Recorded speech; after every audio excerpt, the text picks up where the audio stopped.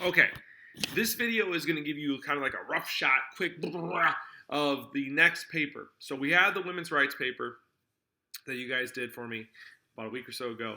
And now your guys are going to do another paper on the 1920s. It's just a little bit beefier. Every paper we do is just going to be adding more layers to the skills that you need to develop in order to show me that you can write a really well done history essay paper.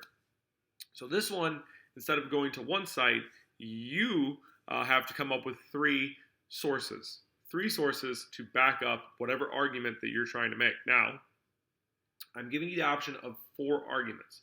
There are 4 different topics that you can do for this paper pertaining to the crime in the 1920s. First is a comparison thing. Now, what you're going to do is you're trying to make an argument.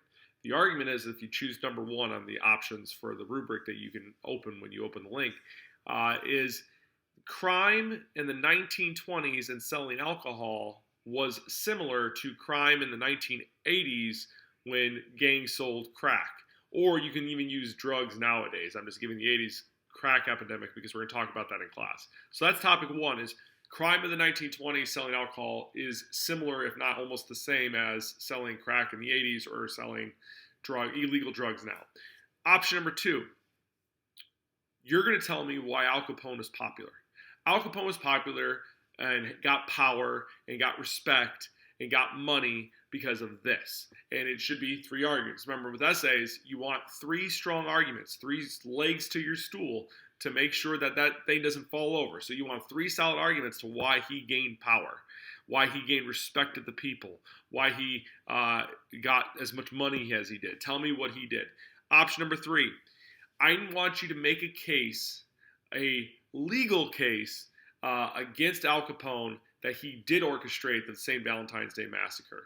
Tell me 3 solid arguments again, in an essay format, why he is responsible for the St. Valentine's Day Massacre. 4, this is the opposite side of the coin from option number 2. Describe to me why Al Capone lost respect from the people of Chicago and people in the country in general. Because he was on top of his game, and eventually people started not liking him so much. So I want you to tell me why he lost respect. So those are your 4 options.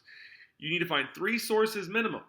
And I gave you, in the rubric, you're going to see at the bottom, a list of how to use sources or what sources you could use, and make sure you utilize that when you're doing your paper. Your goal today, then, is to make sure you choose one of those 4 options, comparing the gangs of then to now. Tell me how Al Capone became so powerful. Tell me that Al Capone's responsible for the St. Valentine's Day Massacre, and give me those reasons why. Or the why Al Capone lost respect. You need to choose one of those 4 options, and then you're going to send me an email which option you're going to do your paper on, and not only that, why you're choosing that. Why are you choosing that compared to the other 3 ones that are up there? So that's your assignment for today. Get started on the project. I'll see you in class.